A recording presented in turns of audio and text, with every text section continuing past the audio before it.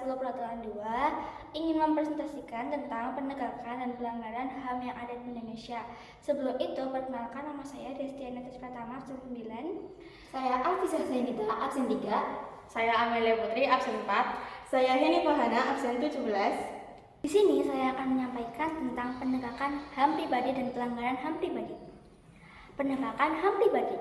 Pada tanggal 27 Februari tahun 2025, Universitas Maliku Saleh atau Unimal, Wakil Ketua Eksternal Komnas HAM yaitu Abdul Haris Mendawai menjelaskan tentang pentingnya penegakan HAM untuk melindungi martabat manusia dan mencegah diskriminasi.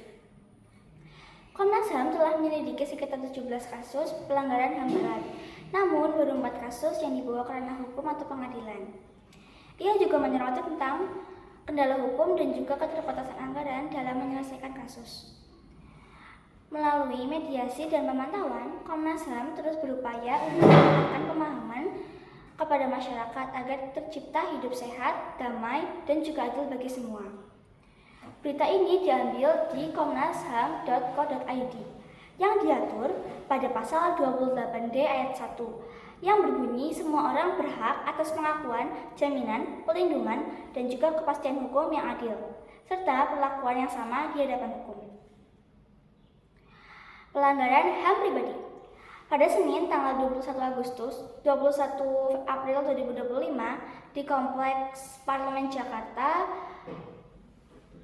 Wakil Ketua Komisi 3 DPR RI yaitu Ahmad Saroni meminta agar mantan pemain sirkus Oriental Circus Indonesia atau OCI dan pihak Taman Safari Indonesia duduk bersama untuk mencari solusi atas dugaan eksploitasi dan pelanggaran HAM.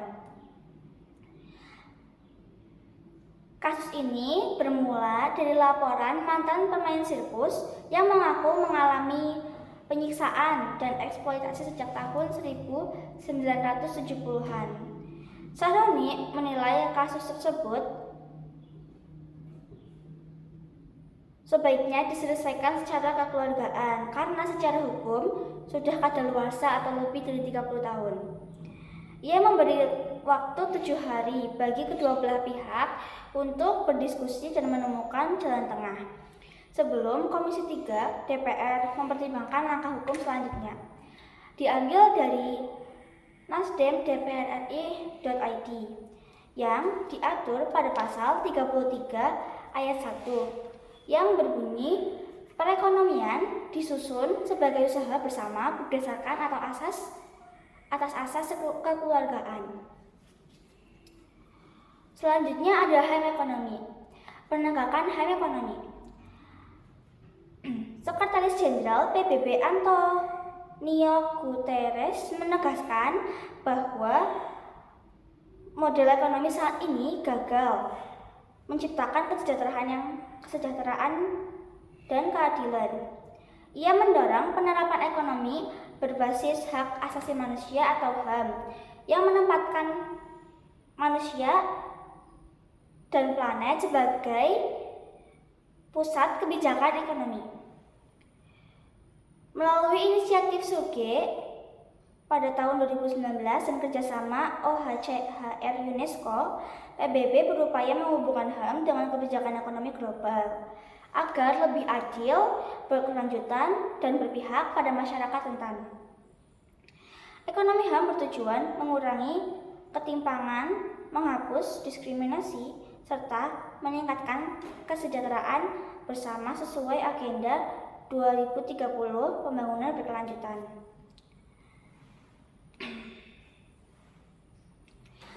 Kasus ini diambil dari mongabai.co.id yang diatur pada pasal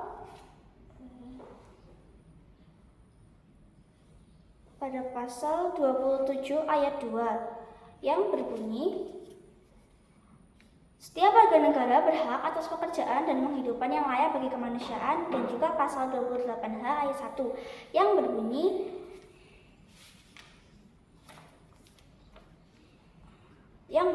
setiap orang berhak hidup sejahtera lahir dan batin, bertempat tinggal dan mendapatkan lingkungan hidup yang baik dan sehat, serta berhak memperoleh pelayanan kesehatan.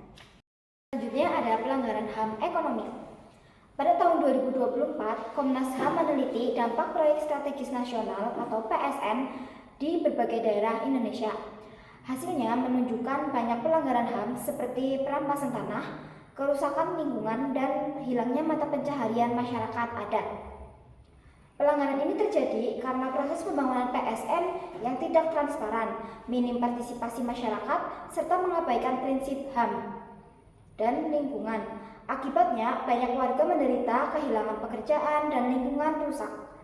Bertentangan dengan tujuan awal PSN untuk meningkatkan ekonomi nasional. Pelanggaran HAM ekonomi diatur pada pasal 27 ayat 2 yang berbunyi tiap-tiap warga negara berhak atas pekerjaan dan penghidupan yang layak bagi kemanusiaan. Yang ketiga, HAM persamaan hukum. Penegakan HAM persamaan hukum.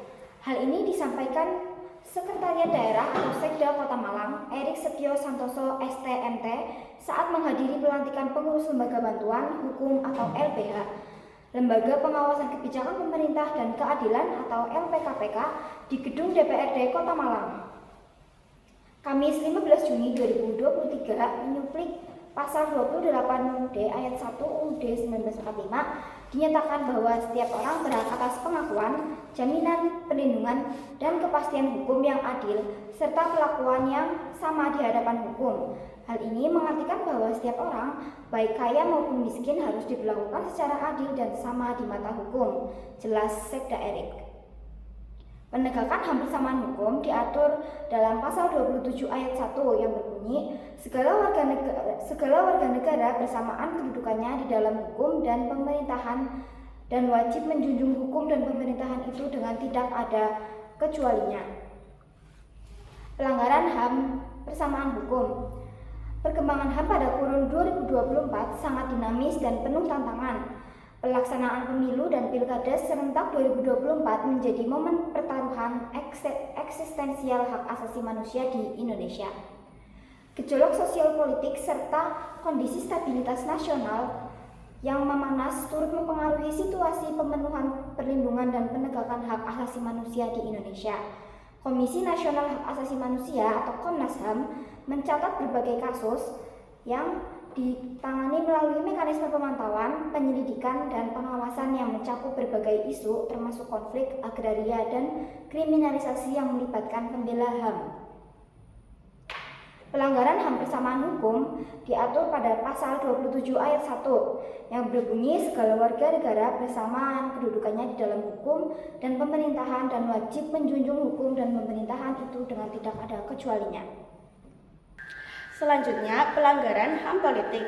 Laporan tahunan Amnesty International berjudul Situasi HAM di Dunia 2024-2025 mencatat menguatnya praktik-praktik otoriter yang diadopsi oleh negara-negara di dunia, termasuk di Indonesia. Di seantero dunia, praktik-praktik otoriter kian menyerang jaminan perlindungan hak asasi manusia dalam hukum nasional maupun hukum internasional. Fenomena global tersebut terlihat dalam serangan-serangan terhadap supremasi hukum, serangan terhadap kebebasan berekspresi dan perbedaan pendapat, penyalahgunaan teknologi yang melanggar hak-hak asasi manusia, diskriminasi terhadap kaum minoritas, hingga ketidakadilan iklim dan ketimpangan sosial ekonomi yang menajam. Pelanggaran HAM politik diatur pada pasal 28E yang berbunyi setiap orang berhak atas kebebasan berserikat, berkumpul, dan mengeluarkan pendapat. Yang kelima, penegakan HAM sosial budaya. Pada tanggal 24 September 2023, Sigit Nurdiansyah menulis artikel berjudul Penegakan HAM dalam Budaya di Kompasiana. Artikel ini membahas pentingnya penegakan hak asasi manusia atau HAM dalam bidang budaya di Indonesia. Penegakan HAM dilakukan agar semua orang mendapat kesempatan yang sama dalam melestarikan adat, seni, dan tradisi tanpa diskriminasi. Upaya ini dilakukan dengan melindungi kelompok minoritas, memberi kebebasan berekspresi, dan menghargai keberagaman budaya. Penegakan HAM sosial diatur pada pasal 28C ayat 1 yang berbunyi, setiap orang berhak mengembangkan diri melalui pemenuhan kebutuhan dasarnya, berhak mendapat pendidikan dan memperoleh manfaat dari ilmu pengetahuan dan teknologi, seni dan budaya demi meningkatkan kualitas hidup dan demi kesejahteraan umat manusia. Selanjutnya ada pelanggaran HAM sosial. Pada hari Kamis 20 Februari 2025 muncul klaim bahwa Rahmat Mirzani Dujansal, Gubernur Lampung, tidak menghafal sila keempat dari Pancasila saat pembacaan di acara Partai Gerindra ke-17. Artikel tersebut menerangkan bahwa video yang beredar menarasikan bahwa Rahmat Mirzani langsung melompat dari sila ketiga ke sila kelima Pancasila. Dalam penjelasan, Partai Gerindra menyatakan bahwa gangguan jaringan menyebabkan pemutusan mendadak saat pembacaan dan bahwa Rahmat Mirzani sebenarnya menyebutkan semua 5 sila dengan lengkap dan benar. Dalam rekaman lain, sumber berita https antarnews.com bertentangan dengan pasal 28C ayat 1 yang berbunyi, setiap orang berhak mengembangkan diri melalui pemenuhan kebutuhan dasarnya, berhak mendapatkan pendidikan dan memperoleh manfaat dari ilmu pengetahuan dan teknologi, seni dan budaya demi meningkatkan kualitas hidupnya dan demi kesejahteraan umat manusia. Yang keenam, HAM tata cara peradilan. Penegakan HAM tata cara peradilan. Pada 16 Februari 2015, KPK menetapkan Budi Gunawan sebagai tersangka korupsi terkait kasus rekening mencurigakan saat ia menjabat di kepolisian. Penetapan ini dilakukan oleh KPK sebagai lembaga pemberantasan korupsi di Indonesia. Peristiwa tersebut terjadi di Indonesia dan menimbulkan ketegangan politik antara KPK institusi kepolisian. Alasan penetapan ini adalah adanya dengan dugaan penerimaan hadiah dan janji yang dilakukan Budi Gunawan ketika menjabat sebagai Kepala Biro Pembinaan Karir di Mabes Polri periode 2003 sampai 2006. KPK melakukan penyelidikan sejak Juli 2014 dan kemudian mengumumkan Budi Gunawan sebagai tersangka meski proses saksi dan bukti masih diperdebatkan oleh beberapa pihak. Sumber berita https antarnews.com yang bertentangan dengan pasal 28D ayat 1 yang berbunyi, setiap orang berhak atas pengakuan, jaminan, perlindungan dan kepastian hukum yang adil serta perlakuan yang sama di hadapan hukum. Pelanggaran HAM tata cara peradilan. Pada tahun 2024, Komnas HAM mencatat ada 2.305 kasus dugaan pelanggaran hak asasi manusia yang terjadi di berbagai wilayah Indonesia. Kasus-kasusnya tersebut menjadi perhatian utama karena menunjukkan masih banyak pelanggaran terhadap warga yang perlu ditangani secara serius. Sepanjang tahun ini, Komnas HAM menerima laporan dari masyarakat, melakukan pemantauan dan penyelidikan, serta mengeluarkan catatan akhir tahun untuk menyoroti masalah-masalah HAM yang belum terselesaikan. Upaya ini dilakukan agar hak asasi setiap warga dihormati, melindungi, dan dipenuhi secara adil di seluruh Indonesia.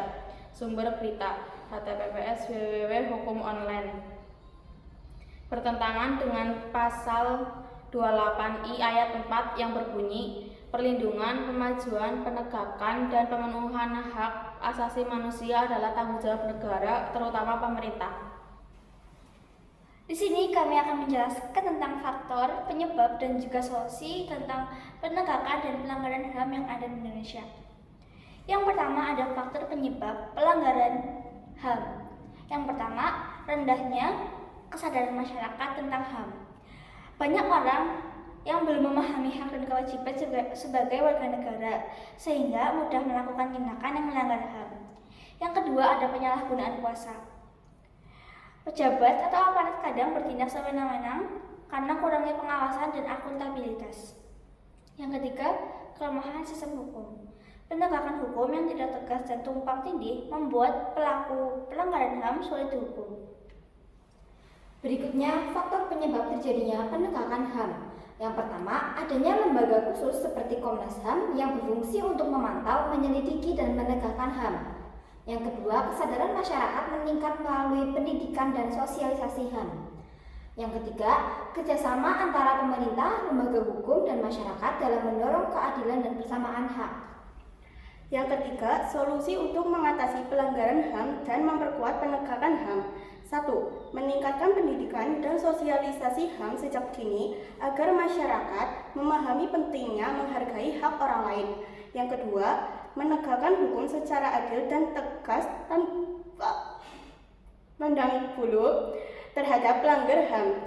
Yang ketiga, menambah anggaran dan fasilitas bagi lembaga penegak HAM agar mampu bekerja lebih efektif.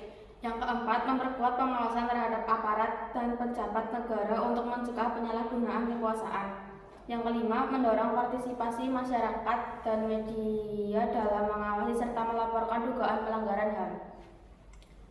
Sekian presentasi dari kelompok kami. Mohon maaf jika banyak kesalahan. Wassalamualaikum warahmatullahi wabarakatuh.